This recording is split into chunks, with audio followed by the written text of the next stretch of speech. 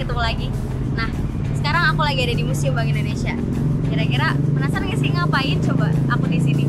Nah, kalau penasaran simak terus sampai akhir ya. Itunya di situ.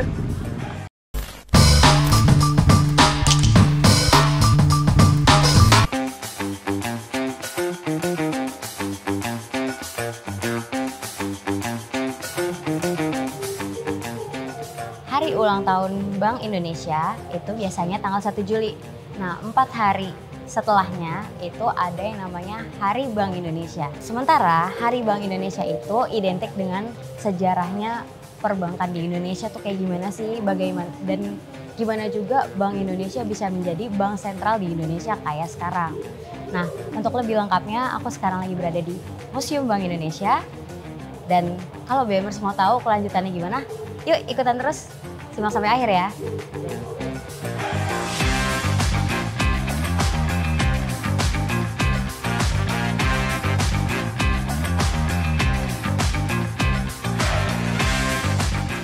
Pokoknya semua dimulai dari bikin bank dulu. Nah BMers, jadi di dalam Museum Bank Indonesia ini banyak banget instalasi-instalasi dan pameran yang bisa kalian lewatin dan juga nikmatin. Kayak misalkan sekarang nih di sini, ini ada sejarah masa Hindia Belanda. Nah di sini lihat deh di bawah ada semacam seragam-seragam waktu nih zaman penjajahan Jepang, terus itu ada Eropa mungkin, terus itu Indonesia, kayak gitu. Banyak banget di sini. Jadi kalian bisa bacain satu-satu dan nikmatin waktu kalian di sini.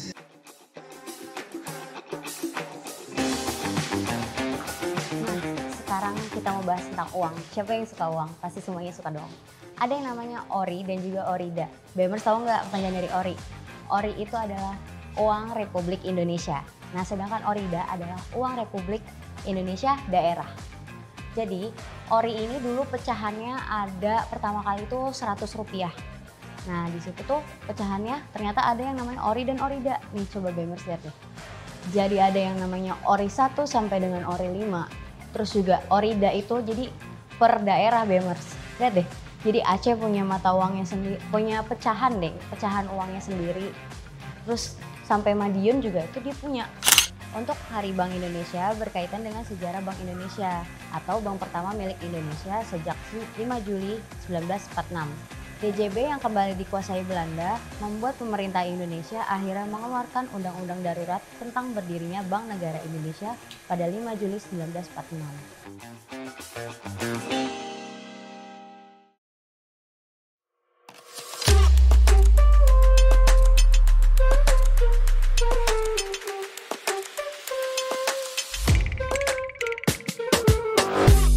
Nah, pada masa itu bank adalah mungkin sebagai kayak revolusi kali ya. Jadi banyak banget bank yang ada di Indonesia, tapi dari sekian banyaknya bank langsunglah digabung lagi jadi satu. Nah, jadi tetaplah ada yang namanya bank sentral. Sebagai negara baru, Indonesia harus berjuang keras supaya bisa kuat dan mandiri. Nah, semua orang pun harus ikut bekerja keras untuk membangun negeri. Tentu aja bank-bank juga nggak ketinggalan ikut berjuang dan mengerahkan tenaga. Supaya kerja keras bank-bank tadi bisa berjalan dengan lancar dan kompak, digabungkanlah semua bank pemerintah tersebut di dalam satu bank yang diberi nama Bank Negara Indonesia. Nah, selain ngejelasin tentang sejarahnya Bank Indonesia, di museum ini juga ngejelasin tentang gimana sih sejarahnya keuangan di Indonesia tuh kayak gimana zaman dulu gitu. Ini contohnya. Jadi di sini mungkin menceritakan ya tentang globalisasi ekonomi pada masa itu. Bank Indonesia selaku bank sentral yang mengatur segala jenis keuangan atau ya peruangan sih di Indonesia itu nyatanya tuh udah mengalami metamorfosa logo. Lihat kan dari tahun 1870 sampai dengan tahun 2000.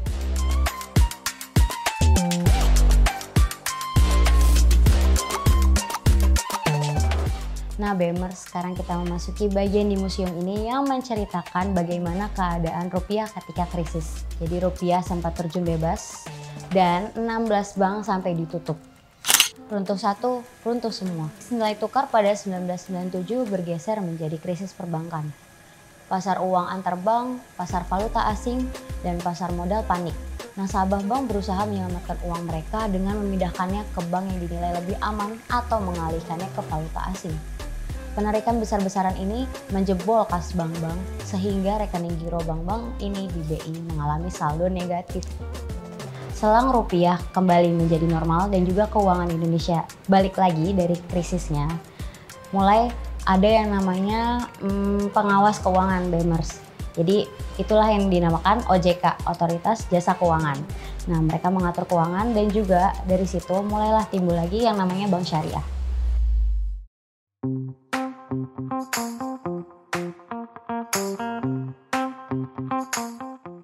Nah, di museum ini, tepatnya di bagian aku sekarang berdiri, ada beberapa ruangan yang kurang lebih kayak ngasih gambaran ke kalian gimana sih keadaan di sana pada zaman itu gitu. Contohnya kayak gini ruangan.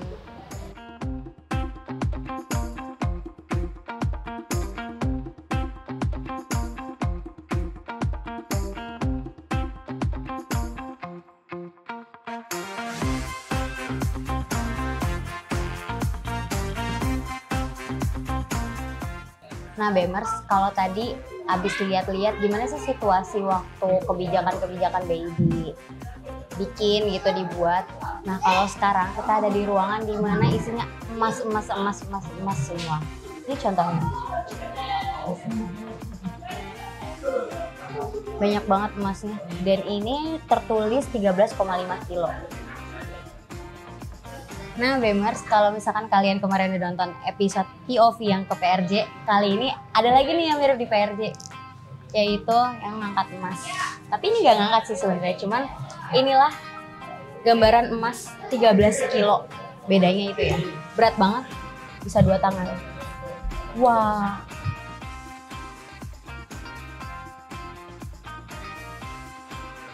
Nah, BEMERS, kalau kemarin rame tentang isu redenominasi rupiah.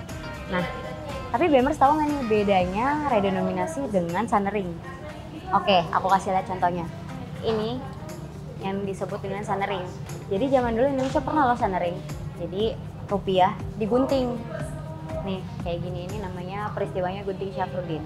Sedangkan kalau redenominasi itu adalah penyederhanaan pecahan rupiah. Misalkan dari 20.000 jadi 20 aja.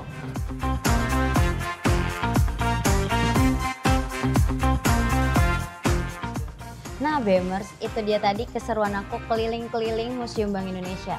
Mulai dari sejarah sampai aku nge-review ruangan-ruangan yang ada di dalam situ, ya mungkin udah cukup kali ya. Nah, kalau misalkan mau sejarah lebih detailnya lagi, bakal panjang banget gak sih durasinya? Selamat hari ulang tahun Bank Indonesia. Bye BEMERS!